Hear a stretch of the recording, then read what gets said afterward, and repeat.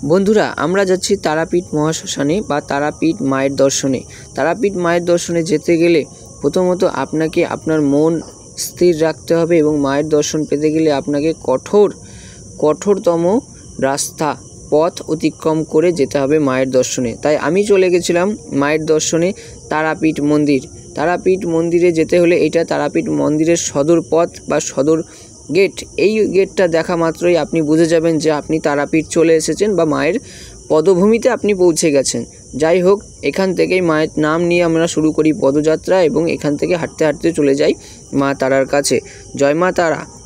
ভারতের পশ্চিমবঙ্গের বীরভূম জেলার অন্তরে অবস্থিত এক রহস্যময় স্থান তারাপীঠ। অনেকেই তারাপীঠকে চেনেন মা তারা মন্দিরের জন্য, কিন্তু এই পবিত্র স্থানটির আরেকটি রূপ রয়েছে, যে রূপের নাম শুনলে গা শিউরে ওঠে। তার নাম হলো তারাপীঠ মহাশ্মশান।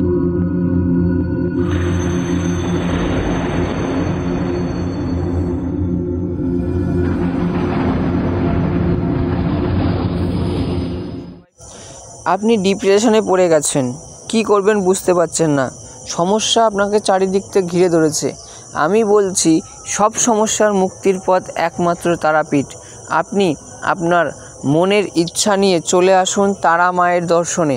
তারা মায়ের দর্শনে আপনার সকল সমস্যা নিমেষে মুছে যাবে। হ্যাঁ, আমি গিয়েছি, আমি আমার নিজস্ব সমস্যা নিয়ে গিয়ে মায়ের কাছে খোলা মনে বলে এসেছি, সমস্ত সমস্যা থেকে আমি মুক্তি পেয়ে গেছি মায়ের কৃপায়। আর সবথেকে চমৎকার বিষয় হলো তারাপীঠ শ্মশান। তারাপীঠ মা তারা হচ্ছে অর্থের দেবী, তাই মায়ের কাছে কোনো কিছু চাইলে কেউ খালি হাতে ফেরে না। অর্থনৈতিক সমস্যা হোক, চাকরি থেকে একদম সন্তান লাভ পর্যন্ত মায়ের কাছ থেকে কেউ খালি হাতে ফেরে না। তাই একবার মন থেকে যদি আপনি চান যে আপনার জীবনে সমস্ত সুখ শান্তি ফিরে আসুক, তাহলে অবশ্যই আপনাকে তারাপীঠ মায়ের মন্দিরে মায়ের দর্শনে একবার আসতেই হবে। জয় মা তারা, জয় গুরু বামদেব।